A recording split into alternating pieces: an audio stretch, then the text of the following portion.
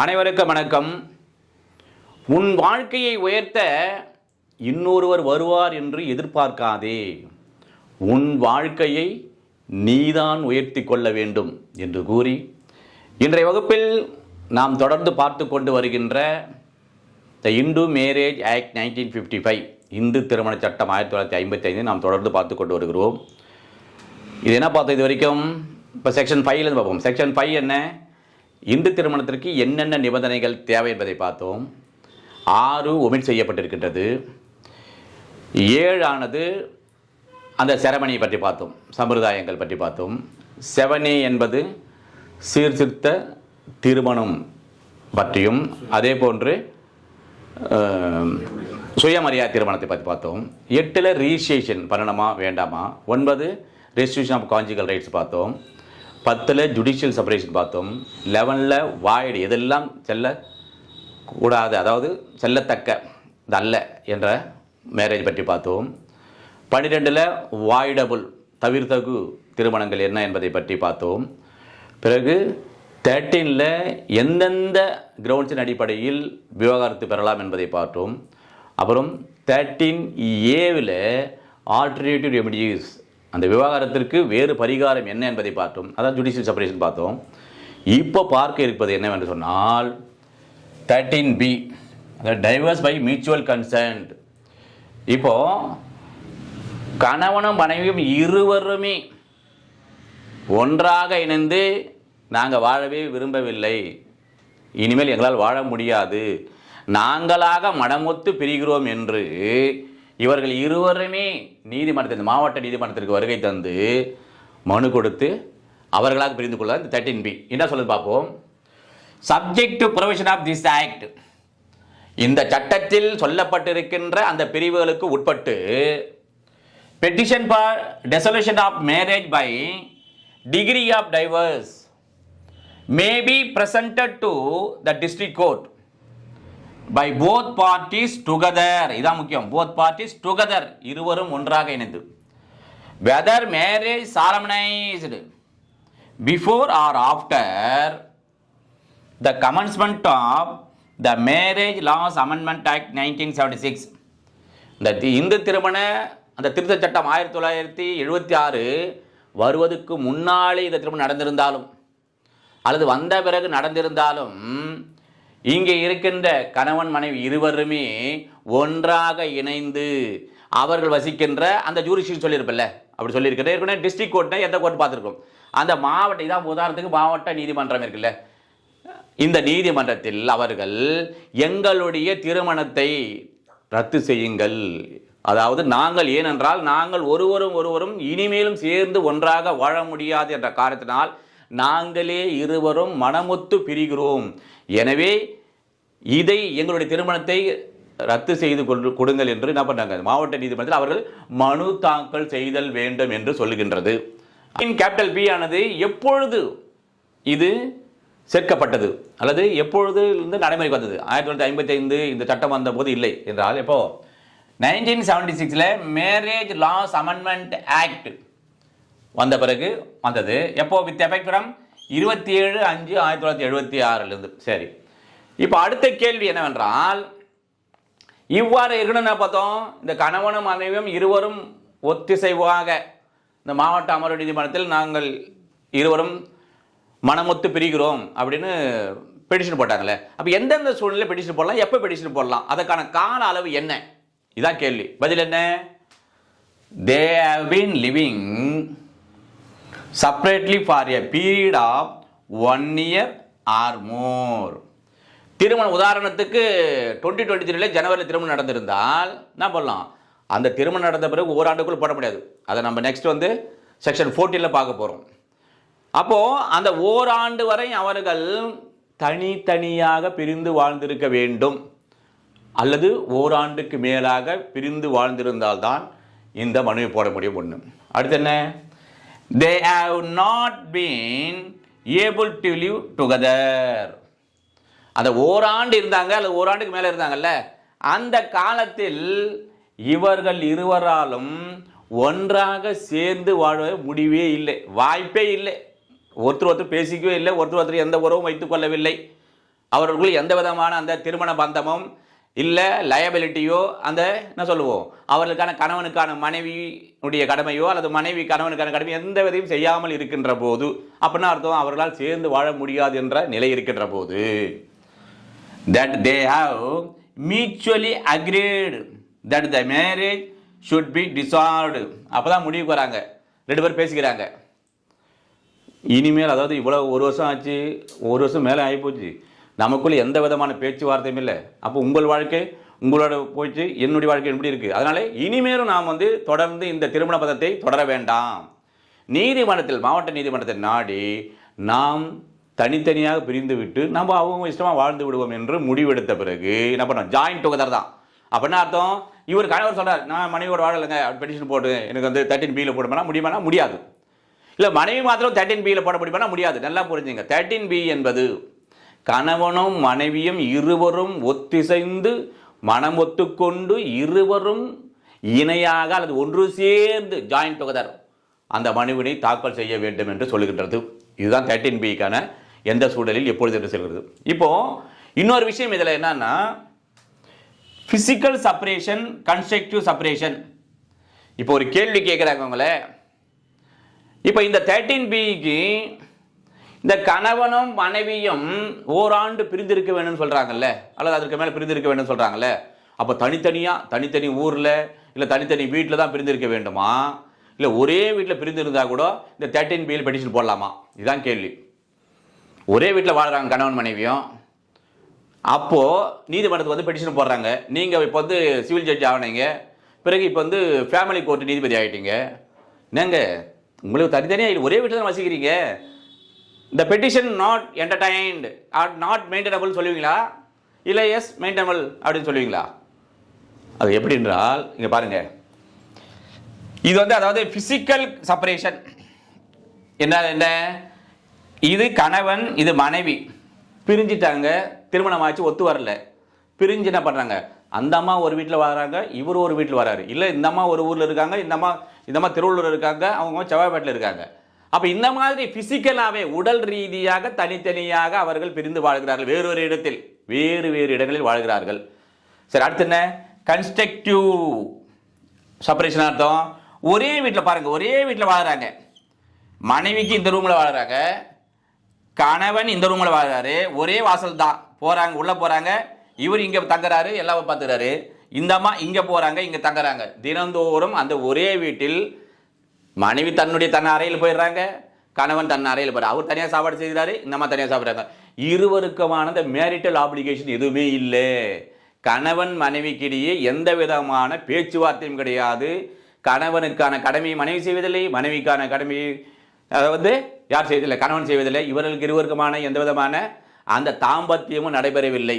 அப்படி இருந்தால் கூட இதுவும் கன்ஸ்ட்ரக்டிவ் செப்பரேஷனா, இந்த அடிப்படையிலும் 13B பெட்டிஷன் போடலாமா என்றால் போடலாம். இதற்கான கேஸ் லாஸ் பார்க்கலாம். What is the case law? Surastha Devi versus Om Prakash. Citation என்ன? All India Reporter 1992 Supreme Court page number 1904. இதில் சொல்லியிருப்பாங்க பாருங்க, living separately does not necessarily mean living in different places. அதாவது அதாவது என்ன சொல்றது, தனித்தனியாக வாழ்வது என்பது அவர்கள் வேறு இடங்களில் வாழ வேண்டும் என்ற அவசியமில்லை. என்ன தப்போ? spouses can be living together but not as a spouse. அவர்கள் இருவரும் ஒன்றாக கூட ஒரே வீட்டில் கூட வசிக்கலாம், ஆனால் கணவன் மனைவியாக ஒன்றாக வசிக்காமல் இருந்தாலே போதும் என்று சொன்ன வழக்கு தான் இது. செக்ஷன் 13B மியூச்சுவல் கன்சென்ட் பார்ல, அதில் உட்பிரிவு 2 என்ன சொல்கிறது என்பதை பற்றி பார்ப்போம். On the motion of both parties made, அது என்ன, இந்த 2 தரப்பினர்களும் என்ன பண்றாங்க, அந்த அப்ளிகேஷனை தயார் செய்து நீதிமன்றம் தாக்கல் செய்கிற போது not earlier than 6 months after the date of presentation of the petition referred in subsection 1. ஏற்கனவே உட்பிரிவு 1ல பார்த்தல, அந்த மாதிரி அந்த ஒரு ஆண்டுகள் கழித்து என்ன பண்ணாங்க, இவர்கள் இருவரும் கணவன் மனை இருவரும் நீதிமன்றத்தில் அவருடைய 13B அந்த மனுவினை எங்களுக்குள் பரஸ்பரமாக நாங்கள் பிரிந்து செல்கிறோம் என்ற மனுவினை தாக்கல் செய்தல் வேண்டும். சரி, செய்த பிறகு என்ன பண்ணணும்? அது 6 மாதத்திற்கு முன்னாக எந்த விதமான உத்தரவையும் அவர்கள் தாக்கல் செய்துட்டாங்க. ஆனால் தாக்கல் செய்த பிறகு 6 மாதங்களுக்குள்ளாக எந்த விதமான உத்தரவு பிறப்பித்தல் கூடாது.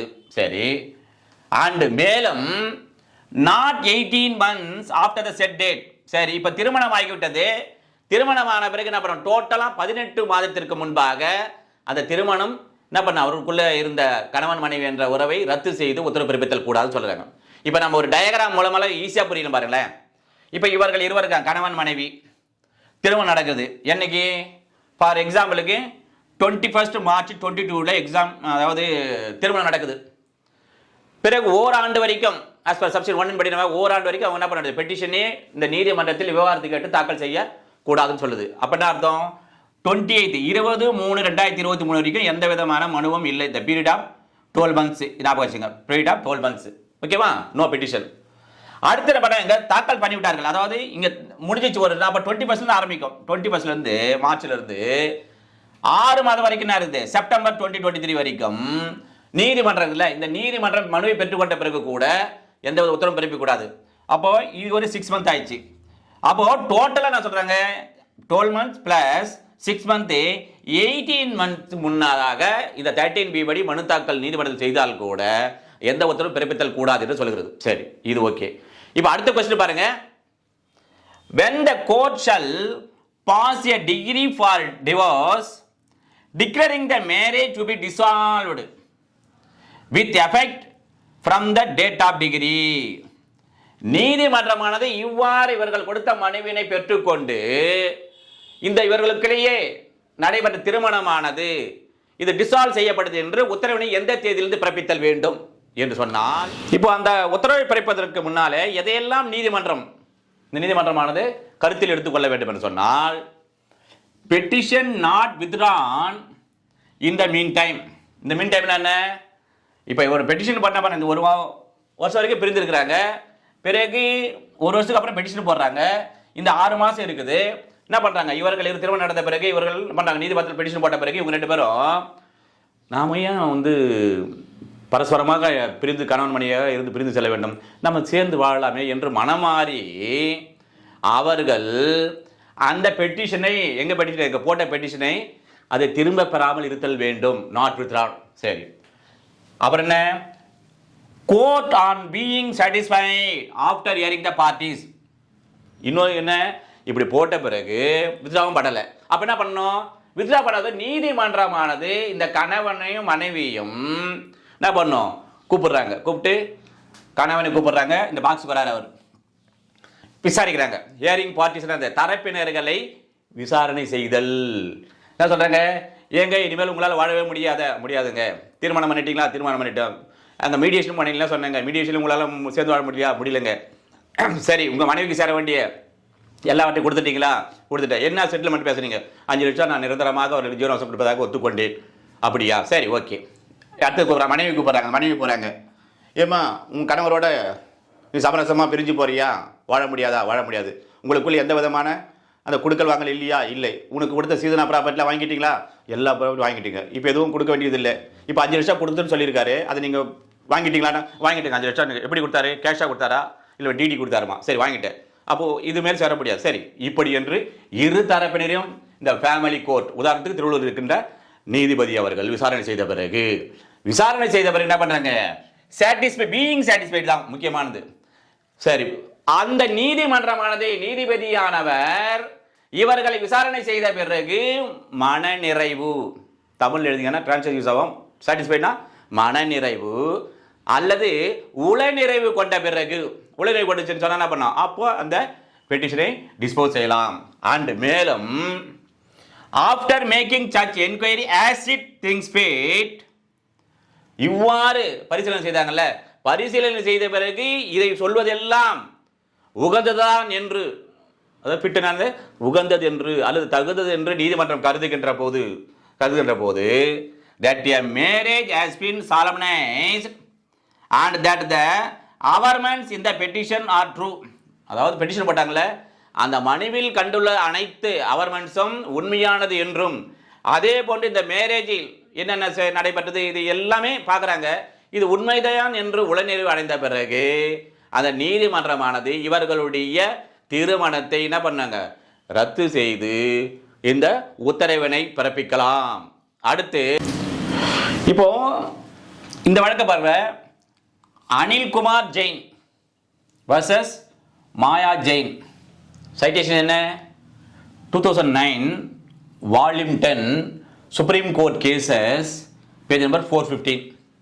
இந்த வழக்கு உச்சநீதிமன்றமானது இருக்குல்ல, உச்சநீதிமன்றமானது என்ன தீர்ப்பு வழங்கியது, what is held in this case என்றால், power to grant divorce on ground which is not mentioned under section 13 of Hindu Marriage Act 1955 lies solely with the Supreme Court. என்ன சொல்ல வராங்க இந்த வழக்கில்னு சொன்னா, இப்போ நமக்கு இந்து திருமண சட்டம் 1955 படி 1955 படி அந்த 13 செக்ஷன் 13 இருக்குல்ல, ஏற்கனவே பார்த்தோம் நம்ம என்னென்ன கிரவுண்டில் கணவன் மனைவியானவர் விவாகரத்து பெறலாம் அல்லது மனைவி விவாகரத்து பெறலாம்லாம் பார்த்தல. இவ்வாறு அந்த கிரவுண்டே இல்லை என்றால் கூட, இப்போ இது உச்ச நீதிமன்றம் என்று சொன்னால், அந்த உச்ச நீதிமன்றத்திற்கு ஒரு அந்த கணவன் மனைவிக்கு இடையே இருக்கின்ற அந்த திருமணத்தை அவர்களுடைய விவாகரத்து செய்துவதற்கான அதிகாரம் இருக்கின்றது. அந்த கிரவுண்டே 13 சொல்லப்படாத கிரவுண்டுக்கு கூட உச்ச நீதிமன்றத்துக்கு அதிகாரம் இருக்கிறது என்று சொன்ன வழக்கு. அதே போல அண்டு ஆல்சோ ஹேல்டு என்ன பண்ணிடுறாங்க, அது மட்டும் இல்லாமல் இதில் இன்னும் என்ன சொல்லியிருக்காங்க இந்த வழக்கில் என்று சொன்னால், that the petition of divorce withdrawn unilaterally divorce cannot be granted. இன்னொன்று சொல்கிறாங்க, அதாவது இப்போ இவங்க ரெண்டு கணவன் மனைவி 2 பேரும் சேர்ந்தா நீதிமன்றத்தில் விவாகரத்து கேட்டு மனு தாக்கல் செய்கிறார்கள். இப்போ கணவன் என்ன பண்ணுறாரு, இல்லைங்க நான் விவாகரத்து தேவையில்லை அப்படின்னு என்ன பண்ணுறாரு, அவருடைய மனு வித்ட்ரா பண்ணிக்கிறேன், வாபஸ் பெற்றுக் கொள்கிறேன், திரும்ப பெற்றுக்கொள்ள வாங்கிறாரு. இல்லை மனைவி வாங்கிக் கொள்கிறார்கள், எய்தர் ஹஸ்பண்ட் ஆர் ஒய்ஃப். அப்படி வாங்கிவிட்டால் யூனிட்டியில் ஒருத்தர் வாங்கிவிட்டால் கூட அந்த வழக்கில் நீதிமன்றமானது விவாகரத்து வழங்க முடியுமானா cannot be granted, வழங்க முடியாது என்று சொன்ன வழக்கம் இதுதான். இப்போ இன்னொரு கேஸ் ஆசை பார்ப்போம், நவீன் கோலி வர்சஸ் நீலு கோலி. இது ஒரு லேண்ட்மார்க் ஜட்ஜ்மெண்ட்டு சுப்ரீம் கோர்ட். இது all India reporter 2006 supreme Court, page number 1675. இந்த உச்சநீதிமன்றத்தினுடைய ஹெல்ட் என்ன தீர்ப்பு என்றால், once the marriage is broken beyond repairs, duty of the court to grant divorce. அதாவது இப்போ இவர்களுக்குள் திருமணம் நடைபெற்றது, இந்த திருமணம் நடைபெற்ற பிறகு ஒரு மீள முடியாது பியாண்ட், அதாவது இதுக்கு மேலே சேரவே முடியாது என்கின்ற நிலையில் இந்த டியூட்டி ஆஃப் இந்த நீதிமன்றத்தினுடைய கடமை என்னவென்றால், விவாகரத்துக்கு அவர்களுக்கு வழங்கிவிட வேண்டும், விவாகரத்து வழங்கிவிட வேண்டும் என்று சொல்கிறது. சரி, இப்போ நம்ம புரோக்கன் பியாண்ட் ரிப்பேர்ஸ்னா என்ன ஆஸ் பர் லீகல் டேர்ம் என்றால், long period of continuous separation ஒன்று, and no possibility of reconciliation. ஓகேவா? இப்போ என்ன சொல்றாங்க, அதாவது இவர்கள் திருமணமாகி பிறகு பிரிந்து விடுகிறார்கள். எப்போ? தொடர்ந்து நீண்ட காலமாக பிரிந்திருக்கிறார்கள்.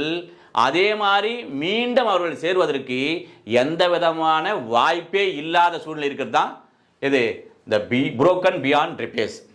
அப்புறம் இந்த வழக்கில் என்ன எழுதி பண்றாங்க, த கோர்ட் பை ரெஃப்யூசிங், அந்த விவாகரத்தை மறுப்பதால், to dissolve such marriage causes great pain and suffering to the parties. சரி, இப்போ இவர்கள் தான் கணவன் மனைவியாக இருக்காங்க. இவ்வாறு இவர்கள் இருவரும் விவாகரத்து கேட்டு நீதிமன்றத்தில் வழக்கு மனு போட்டிருக்காங்க. இப்போ நீதிமன்றம் இவர்களுக்கு இல்லைங்க உங்களுக்கு விவாகரத்து வழங்க முடியாது என்று சொல்வதால், இவர்களுக்கு நடைபெற்ற அத்தகைய திருமணத்தை டிசால்வ் செய்ய முடியாது அப்படி என்று மறுப்பதால், ரிஃப்யூசிங் டு கிவ், என்ன நடக்கிறது என்று சொன்னால், இவர்களுக்கு கிரேட் பெயின், அது ஒரு கொடுமையான வலியை ஏற்படுத்துகிறது. அல்லது அவர்களுக்கு அந்த தரப்பினர்களுக்கு, யார் கணவனுக்கோ அல்லது மனைவிக்கோ சஃபரிங், ஒரு துன்பத்தை ஒரு தொல்லையை ஏற்படுத்தும் என்ற நிலை இருக்கின்ற போது என்ன பண்ணும், அவர்களுக்கு விவாகரத்து வழங்கிவிட வேண்டும் சொல்கிறது. இன்னும் ஒன் மோர் பாயிண்ட் இது எழுதுங்க. irretrievable breakdown of marriage அப்படின்னு என்ன அர்த்தம்? திருமணத்தின் மீள முடியாத முறிவு. மீண்டும் அந்த திருமண பந்தம் இவங்க ரெண்டு பேரால சேரவே முடியாது என்ற முறிவு ஏற்படுகின்ற போது நீதிமன்றமானது அவர்களுக்கு விவாகரத்து வழங்கிவிட வேண்டும். ஃபார் எக்ஸாம்பிளுக்கு நான் சொல்றேன் பாருங்க. Example broken mirror. இப்போ ஒரு கண்ணாடி இருக்குது. கணவன் மனைவி உறவு என்பது என்னன்னா கண்ணாடி போன்றது. போட்டுட்டீங்கன்னா என்னாச்சு? உடஞ்சி போச்சுன்னா மறுபடியும் ஒட்ட வைக்க முடியாது. அதாவது சில பேர்லாம் ஒட்டி வாழலாம். அதை ஒட்டி சரி பரவாயில்லன்னு அட்ஜஸ்ட் பண்ணுறது ஒட்டி வாழுது. ஆனால் மீண்டும் அதே மாதிரியான உறவு வாழ முடியுமான்னா வாழ முடியாது. அதுதான் மீள முடியாது. மீண்டும் அந்த நிலைக்கு வர முடியாத ஒரு முறிவு ஏற்பட்டு விட்டது என்றால் நீதிமன்றமானது அவர்களுக்கு விவாகரத்து வழங்க வேண்டும் என்று சொல்கிறது. இப்பொழுது இப்போ ஜூனியரில் இருப்பாங்க, ஜூனியர்ஸ்லாம் இருப்பாங்க. அவங்களுக்கு இந்த மாதிரி பெட்டிஷன் போட சொல்லி ரெண்டு பேரும் சமாதானமாக நாங்கள் பிரிய போகிறோம் பெட்டிஷன் போடுன்னு சொன்னால், அப்போ out to draft under section 13B of Hindu marriage act 1955 சும்மா ஸ்கெலட்டன் மட்டும் வாட் இஸ் வாட்டு மேலோட்ட சொல்கிறேன். மீதி இருக்கிறதுலாம் உங்கள் ஆஸ் இந்த கேஸ் மேபி சொல்லலை. அது மாதிரி உங்கள் வழக்கு எப்படி தான் அது மாதிரி ஃபில் பண்ணிங்க. ஒன்லி அந்த புல்லட் பாயிண்ட் மட்டும் சொல்கிறேன் நான். இப்போ petition filed under section 13B of Hindu marriage act 1955 போட்டுறீங்க. அப்புறம் இட் இஸ் சப்மிட்டட் தட் போட்டு காஸ்ட் டைட்டில் பாருங்க. காஸ்ட் டைட்டில்னா இதில் கம்ப்ளைனன்ட்டு ரெஸ்பாண்டன்ட்டு அந்த டிபெண்டன்ட் அது மாதிரிலாம் வராது. பெட்டிஷனர் தான். ஏன்னா ரெண்டு பேருமே பெட்டிஷன் தான். ரெண்டு பேரும் சேர்ந்தா ஒரே ஒரு பெட்டிஷன் போடணும். தனித்தனியாக பெட்டிஷன் போடணும்னா தேவையில்லை. ஒரே பெட்டிஷன் தான் போடணும். கணவன் மனைவியும் petitioner, first petitioner, second petitioner. அடுத்தது ஓகே. காஸ்ட் டைட்டில்னா எந்த கோர்ட்டு, ஃபேமிலி கோர்ட் இருந்தால் ஃபேமிலி கோர்ட்டு, இல்லை சப் கோர்ட்டாக சப் கோர்ட்டு, இல்லை சென்னையாக இருந்தால் அங்கே என்ன கேஸில் இருக்கோ அந்த மாதிரி போட்டுங்க. என்ன ஆஸ் பர் காஸ்ட் டைட்டில் போட்டுங்க. பிறகு இந்த ஃபேக்ட் என்னன்னா அவருடைய பேர், கணவர் பேர், ஏஜ் எல்லாம் போடுறீங்க. பிறகு வந்து எங்கே திருமணம் நடைபெற்றது, எந்த இடத்துல திருமணம் நடைபெற்றது அப்படின்ற விஷயம்லாம் ஃபேக்டை எழுதுறீங்க. இது ரெண்டு முடிஞ்சிச்சா? மூணாவது ரீசன், எதற்காக நீங்கள் இந்த பெட்டிஷனை போடுறீங்க, என்ன மிஸ் அண்டர்ஸ்டாண்டிங். அலிகேஷன் சொல்ல வேண்டிய அவசியம் இல்லை. எங்களுக்குள்ள இந்த வாய் தகராறு தான், ஆனால் வந்து மறுபடியும் சேர முடியாத அளவுக்கு அப்பப்போ எங்களுக்குள்ள சிறு பிரச்சனை வருகிறது அப்படின்னு சொல்லிட்டு என்ன பண்ணோம், அந்த ரீசன் எழுதுறீங்க. அப்புறம் இது எழுதுனா கண்டிப்பாக என்ன பண்ணுறோம், பிறகு நாங்கள் வந்து எங்கள் உறவினர்கள் பேசி பார்த்தாங்க, ஃப்ரெண்டுங்க பேசி பார்த்தாங்க, நீதிமன்றத்தில் மீடியேஷன் போகணும், இல்லை சமரச மையம் போகணும், எல்லாரும் பேசுனாங்க, பேசி பார்த்து எங்களுக்குள்ள ஒரு முடிவு வரலன்னு மென்ஷன் பண்ணோம். அது அப்புறம் அது நோ பாசிபிலிட்டி ஆஃப் ரீயூனியனு, எங்களுக்கு இனிமேலும் சேர்ந்து வாழ்வதற்கான எந்த விதமான வாய்ப்பும் இல்லை என்பதை அந்த பெட்டிஷன் மென்ஷன் பண்ணிட்டுங்க. அடுத்து received stridhana property and other things. இப்போ விமன் என்ன பண்ணணும், அதில் பெட்டிஷனர் ஃபர்ஸ்ட் பெட்டிஷனா இல்லை செகண்ட் பெட்டிஷனாக இருந்தால் the second petitioner received all the belongings to that petitioners. ஏன்னா ஸ்ரீதனா கொடுத்துருப்பாங்க அந்த ப்ராப்பர்ட்டி, சீர்வரிசையாக கொடுத்துருப்பாங்க. அந்த இது என்னென்ன அந்த மணமகளுக்கு அதாவது மனைவிக்கு சொந்தமானதெல்லாம் இருக்குதுல்ல அந்த ப்ராப்பர்ட்டிலாம் நான் பெற்றுக்கொண்டேன் என்பதை ஒரு மென்ஷன் பண்ணிட்டுங்க. அதே மாதிரி கணவர் இருக்கார்ல, கணவரும் வந்து அவருக்கு ஏதாவது அந்த நிச்சயதார்த்தம் போதோ அல்லது திருமணத்தின் போதோ பைக் வாங்கி கொடுத்துருப்பாங்க. அதெல்லாம் ரெண்டு பேருக்குள்ளேயும் எந்த விதமான பொருள்கள் இல்லை என்பதை நான் first petition received and also second petition received என்பதை நீங்கள் மென்ஷன் பண்ணிவிடுங்க. சரி, அப்புறம் what agreed by the both parties, இரண்டு பேரும் சமரசமாக பிரிந்து செல்கிறார்கள், இந்த திருமண பந்தத்தில் பிரிந்து கொள்கிறோம் என்று சொன்னால் என்ன ஒத்துக்கொண்டார்கள்? இல்லை 5 லட்சம் தரன்னு ஒத்துனாரா? பர்மனன்ட் அலிமினி, அதாவது ஜீவமான இந்த வாழ்வாதாரத்துக்கு, அதாவது இனிமேல் வாழ்கின்ற அந்த வாழ்க்கை மொத்தம் ஜீவனாம்சமாக பெற்றுக்கொண்டேன், 5 லட்சம் பெற்றுக்கொண்டேனா? அல்லது எனக்கு வந்து வீடு ஒன்றை கொடுத்து விட்டார், இல்லை நிலம் பெற்றுக்கொண்டேன், என்ன டிரான்சாக்ஷன் ஆச்சு இவருக்கு அந்த மனைவிக்கு கொடுத்தார் என்பதை பற்றியான அதை வாட் அக்ரீட் போத் பார்ட்டிஸ், ரெண்டு பேரும் என்ன ஒத்துக்கொண்டார்கள் என்பதை மென்ஷன் பண்ணணும். கஸ்டடி ஆஃப் சில்ட்ரன், சப்போஸ் இப்போ இவர்களுக்கு இடையே ஒரு 2 குழந்தை இருக்குது, ஒரு பெண் குழந்தை ஆண் குழந்தை இருக்குதுன்னு சொன்னால் ஆண் குழந்தை யாரிடம் வைத்து கஸ்டடி, பெண் குழந்தை யாரிடம் கஸ்டடி என்ன என்பதை விவரங்களை எழுதிவிட வேண்டும். சரி, அடுத்து என்ன, லிஸ்ட் ஆஃப் டாக்குமெண்ட் தான் அடுத்தது. முடிஞ்சுன்னா லிஸ்ட் ஆஃப் டாக்குமெண்ட்டு ஃபஸ்ட்டு பண்ணது 4 முக்கியமானது என்னது.